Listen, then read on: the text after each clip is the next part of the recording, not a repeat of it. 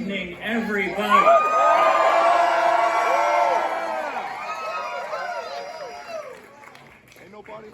Thank you for being with us tonight. And let me just say, this has been an incredible ride, and it does not happen without my incredibly talented, smart, and beautiful wife, Becca Crowder.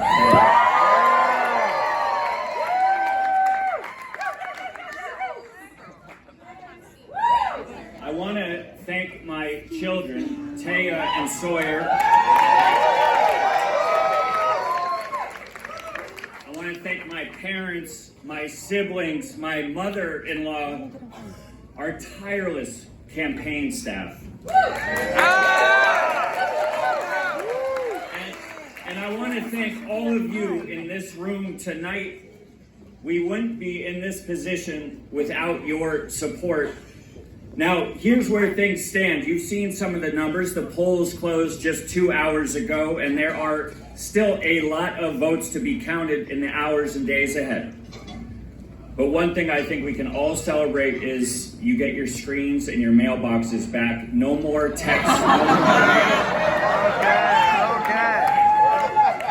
What about the canvassers? Listen, I'm sorry, but it's going to be a long night. Nationally and locally, the first returns here in San Francisco are making us feel optimistic.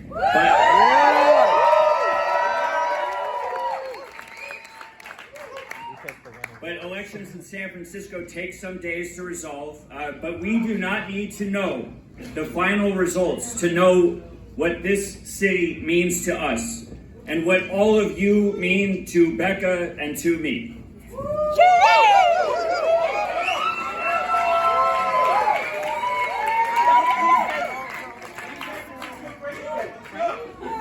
We launched this campaign 13 months ago because we believe strongly it is time for accountable leadership in City Hall.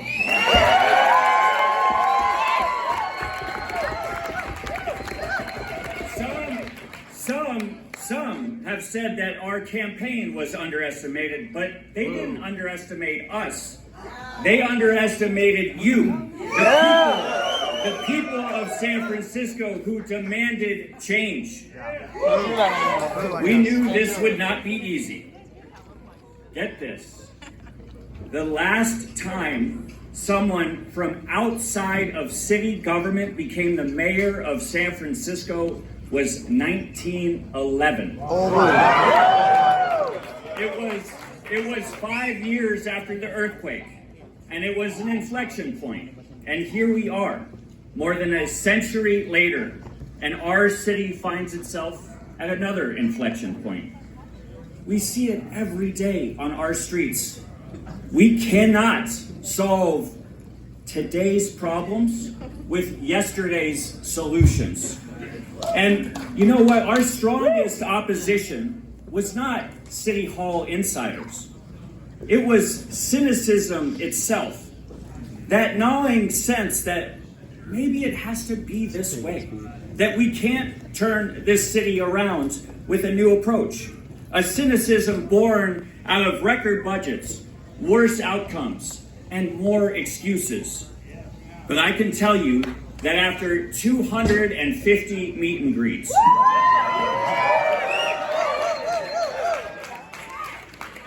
I'm not counting, but it was actually 263. Nearly 150 merchant walks, knocking on over 140,000 doors.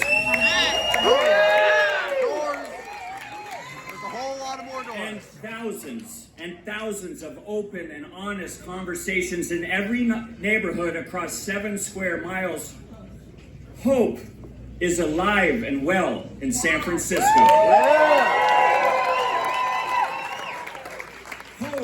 Hope powered by our love for this city that we all call home. But hope alone is not enough. Strong values are not enough. They have to be drivers of actions and results. Our challenge and opportunity is to show how government can deliver on its promise of a safer and more affordable city. And executing on these promises requires us to be courageous, compassionate, and honest. That's And it, Daniel.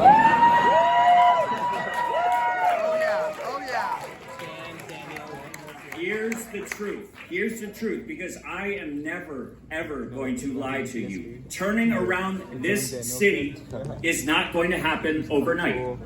No matter who wins this election,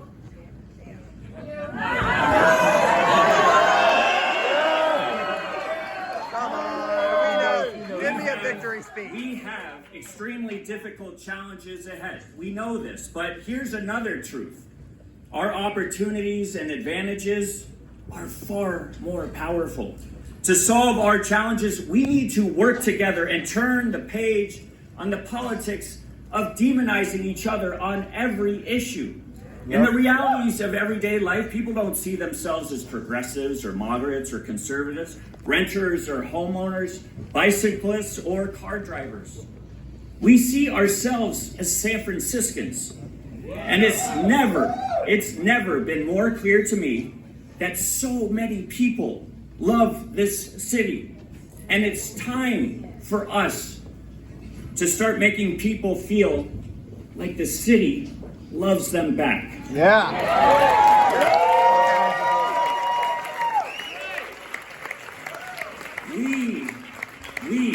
We have to be there for the small business owners so they can go to work knowing that we have their back. We have to get our police officers walking the beat every day. We have to get our elders in Chinatown feeling safe enough to get back on Muni. We've got to be there. Where's Erica? We got to be there for Erica, who's right there, Erica. We got to be there for people like Erica and Castro, who are living in this city. Erica's lived here for over 50 years, and she gave up on politics.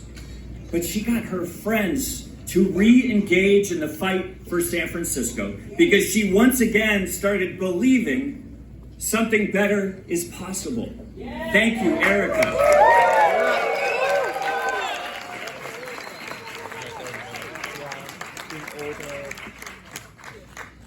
This was a hard-fought campaign. We're gonna win! My competitors and I, we had a few differences. But let me be very clear. I never, ever doubted their love for our city. And if I am entrusted with the great honor of serving as your mayor, I am committed to working with each of them and their supporters. The challenges awaiting the next mayor are far too great to be faced alone.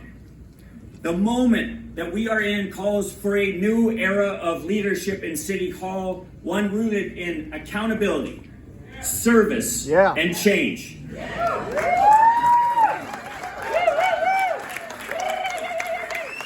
Let me be very clear. This election was never about me. It was always about you. Your desire to live in a city that's going to take care of you and your kids, to have a city that works. I started this campaign not as a politician, but as a dad who could not explain to my kids what we were seeing on our streets and what they were seeing on our streets.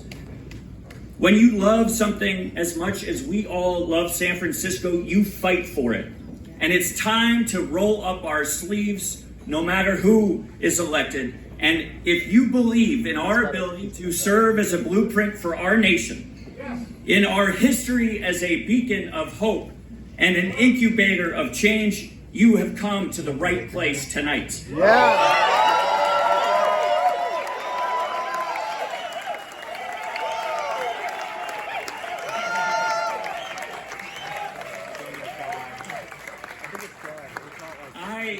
I am deeply humbled by your faith in me to bring compassion and accountable leadership back to City Hall. And there are people in this room have put their faith in me from day one. There are many people in this room who took massive career risks and reputational risks to join in our efforts. And there are people in this room from every corner of this city. And so no matter what happens in our national election, we can set the standard right here in San Francisco for solving our challenges together, no matter what. I want to thank you for believing in me, for believing in San Francisco, for believing in the city that we love, the city we know will rise again. Thank you all for being here tonight.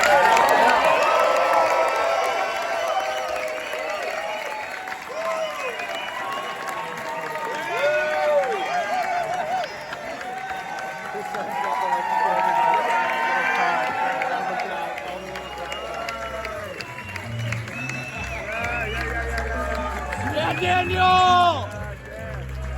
You can the man!